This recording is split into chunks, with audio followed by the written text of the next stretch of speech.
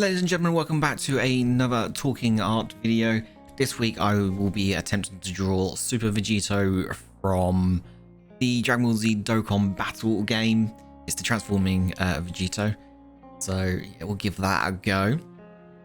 I don't know why I chose to do Vegito, I just wanted to for the most part, and it came out okay. It came out okay, and I actually did learn something with this one. So for like the last 6 months or so, I've been sort of looking at other people's drawings and whatnot, and for the most part, you see different styles on how people start a drawing. I could never sort of like understand the whole, starting off with a small box, or even the, the circle and then splitting that into segments. I was never very good at that one, but the box one I didn't quite understand because I've never seen it before or even seen any tutorials on it. Mind you, I haven't actually really looked at tutorials on that kind of like way of getting started with your drawings, and I gave it a try. I did. You'll see after this first sketch that I did actually give it a try, and I was blown away. It actually improved the my perspective immensely. So the reason why I really wanted to give that perspective, like the square starting a go, is because this sketch, I didn't notice it until I'd finished that it was very stretched. And I'm drawing from like a 45-degree angle. I don't actually have an easel to sort of, so I get that one-to-one looking down on the drawing. Because obviously you don't want my head in the shot. So at that point when I was doing this, I wasn't extremely dizzy, but I could feel that sort of like this. I think someone said it was disassociation or something along those lines. It was there, but it felt like it was further away. So in the past, my drawings have been a little elongated, but this one just sort of got like really, I mean, you can see it in the face. It's sort of like pretty stretched, but I kind of like it actually. It's kind of a really funky style in a sense. And usually in the past, if a drawing's gone wrong, I'm like, I hate that, it's wrong. But this one, it just sort of like, that's not bad actually. So after I finish this, I do go back and try out. I didn't record it, but I did try out the little 2-centimeter box. So it's got 4 boxes and all around each other, and use those as a perspective. And you can see here on the screen, it's just night and day. So winging it and using the box is just like poof. So onto the main meat and bones of this video. I finally got my hands on the Gopro Hero 8 Media Mod, and wanted to see if I can get a better picture with the HDMI out. And yeah, it took me a while. So the GoPro Hero 8 is not designed really for what I'm using it for. It's for outdoors. It loves natural light, this camera does, absolutely loves it. So using artificial light on it, it's very noisy, very noisy. Out of the box, these settings are they're not there for it. And it took me an absolute long time to try and get it right. So there was a couple of cuts here because I didn't realize that the camera was shutting off or going standby mode. Because I'm not actually recording this on the camera, but although I'm using the camera, I'm recording this through OBS. So the camera thinks it's not being used. So it kept going standby every few minutes. So I had to keep messing about with that. So the settings I'm using here, I believe, is the linear lens. The narrow one gives you much closer. But what I found with the narrow lens is that it's just a glorified crop. So if you are like doing overhead shots like this with the narrow lens, it's like a zoom essentially. So it doesn't you lose that quality that you normally would. These are being recorded at 1080. 60 frames I believe they are, and yeah, there's another cut there. It took me a while to sort of get even these kind of results. They're not perfect, they're okay at this distance, but as you can see, if you look at the text on the pencil on the side there, it's not very sharp at all. Now, I believe when I recorded this, I did have the camera quite close to the drawing. It must have been about, I want to say about 15 or maybe 20 centimeters away from it. No, it wasn't until I actually finished this inking that I found out that the camera infinite focus, which means it can focus on pretty much anything unless it is within 28 centimeters. I believe 28 centimeters. So if you're within that 28 centimeter close to it, it just can't focus on it at all. So this is why it looks a little bit out of focus, because it is out of focus. Slightly.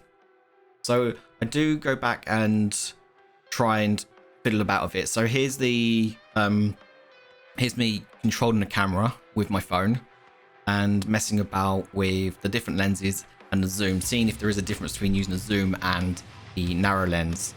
And so this is the I believe it's the linear lens, and then that's the narrow lens, and then I believe, here we go, back to linear. So I mean, you get, it's more in focus in linear. Now I'm just up in the zoom, and it starts to look like the narrow. So you do lose that focus, unfortunately, which isn't a big deal if you're using the camera as intended, but I'm not. If you're wondering why I've got paper either side of the my cutting mat as well, it's just to try and help with the contrast. Camera absolutely hates extreme contrast. It really does. And I'm trying to sort of like tweak the settings of it in OBS. So messing with the contrast, the saturation, because this is the camera itself is quite saturated. It's very vibrant. So I have had to knock those down just a little bit.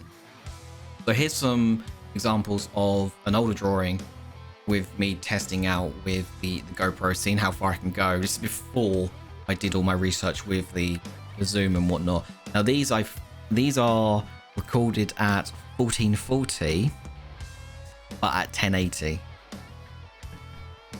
So the camera's set up at 1440. OBS is set up at 1440. But here's the big but. It's not sharp at all. Why is that? I will tell you why. Because this is actually a 1080 image on the screen. Because my capture card, although can take a 1440 image, it can't output it. And I forgot that, so I thought, because I was getting the image, it was 1440. So yeah, you see the scroll at the top there, it's 2.7, which is 1440. And I'm just like, why does it look so blurry? This is 1440. It should not be this way. So I've got a 1440 signal from the camera going into my 5-year-old capture card, which can only output 1080, into OBS, which is set up for 1440. So when I did put the image into OBS and it did fit to screen, it didn't look any better than 1080. So yeah, and on top of that, the camera wasn't at its optimal distance either. So I've now got the camera set up for about 35 centimeters, which you will see in just a moment when it comes to the coloring. I do have it set up correctly.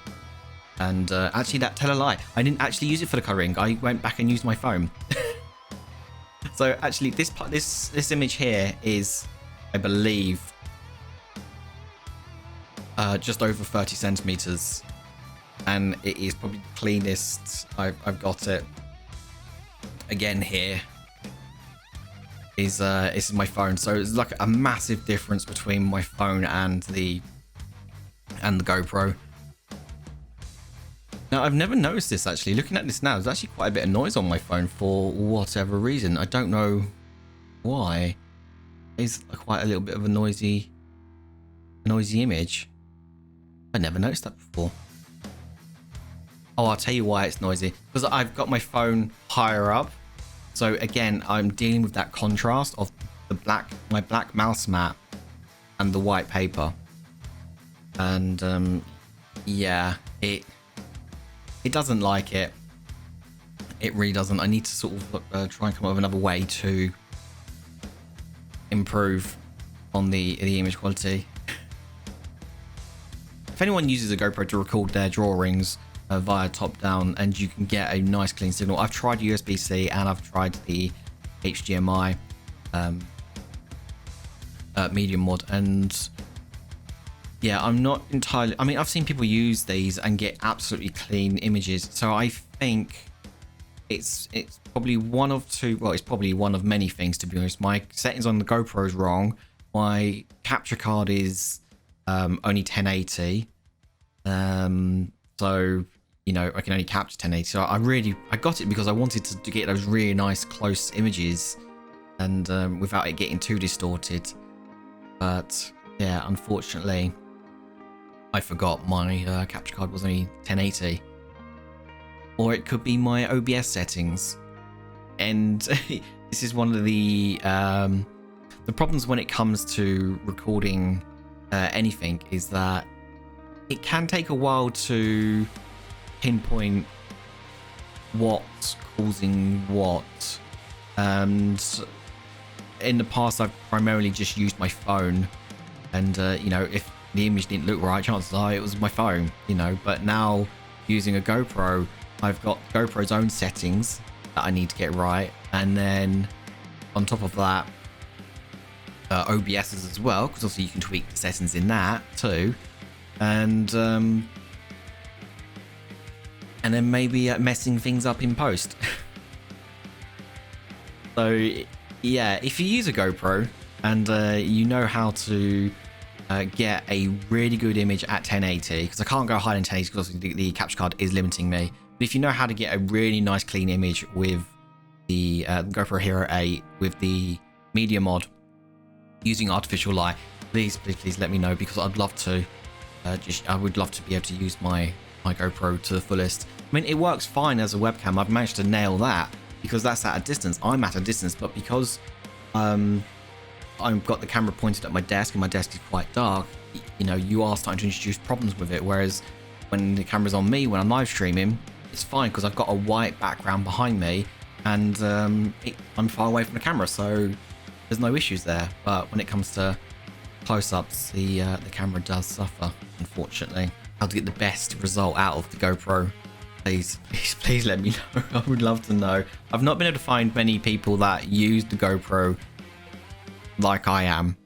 This is the GoPro Hero 8 with the media mod, using HDMI out into my capture card, which is the Magewell USB Gen 1.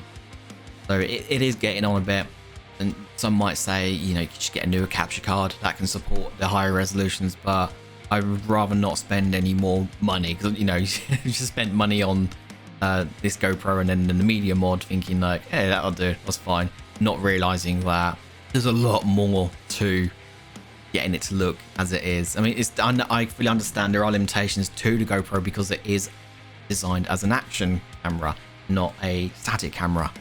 But it was the cheaper option than buying a Sony 5100 or a A6000. Well, the A5100 or the A6000. You know, they're quite expensive at the moment on eBay, and the GoPro was a lot cheaper than those. I suppose that is the trade-off, though, isn't it?